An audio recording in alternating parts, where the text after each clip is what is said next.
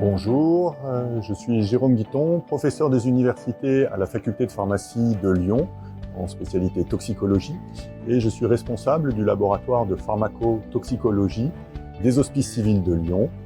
L'activité du laboratoire de pharmacotoxicologie de Lyon a pour vocation, d'une part, la recherche en urgence de différents toxiques ou stupéfiants dans les flux biologiques, mais également une activité de routine sur le dosage des médicaments pour le suivi thérapeutique. Parmi les médicaments, nous nous intéressons à de nombreuses classes pharmaceutiques, les antibiotiques, les antiviraux, et en particulier, nous avons un intérêt pour les anticancéreux. Les anticancéreux sont des médicaments extrêmement efficaces dans le cadre des traitements du cancer. Ce sont des molécules qui présentent une toxicité importante pour le patient. Elles sont indispensables pour la rémission des cancers. Ces molécules sont également manipulées par le personnel médical et non médical, et la dangerosité de ces molécules doit être prise en compte pour protéger le personnel.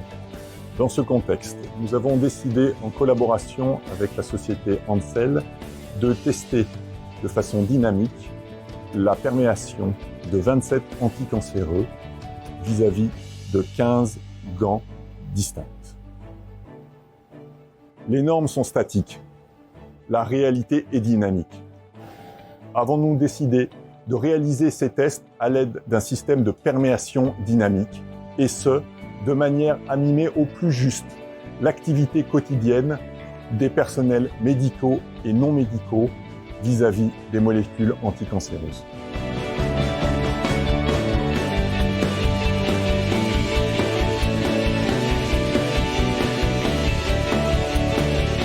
Les conditions expérimentales à l'aide du système de perméation dynamique ont été les suivantes. Nous avons travaillé d'une part à deux températures. D'une part 37 degrés pour mimer la température corporelle, et d'autre part pour certains anticancéreux à 43 degrés, puisque ces composés-là sont utilisés dans le cadre de CHIP, c'est-à-dire de chimiothérapie hyperthermique intrapéritonéale.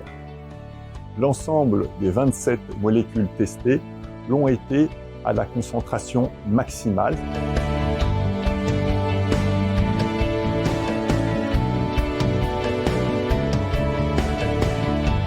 Les résultats ont été les suivants. Pour la majorité des gants, aucune perméation n'a été observée vis-à-vis des 27 anticancéreux testés. Pour 3 composés, la carmustine, le thiotépa et le busulfan, certains gants ont montré une perméation. Enfin, pour 2 composés, le docétaxel et l'étoposide, certains gants se sont rompus. Grâce au système de perméation dynamique ACPP et aux conditions expérimentales que nous avons utilisées, à savoir une température de 37 degrés ou de 43 degrés, des concentrations maximales d'anticancéreux et le système dynamique de test, nous allons largement au-delà des normes en vigueur.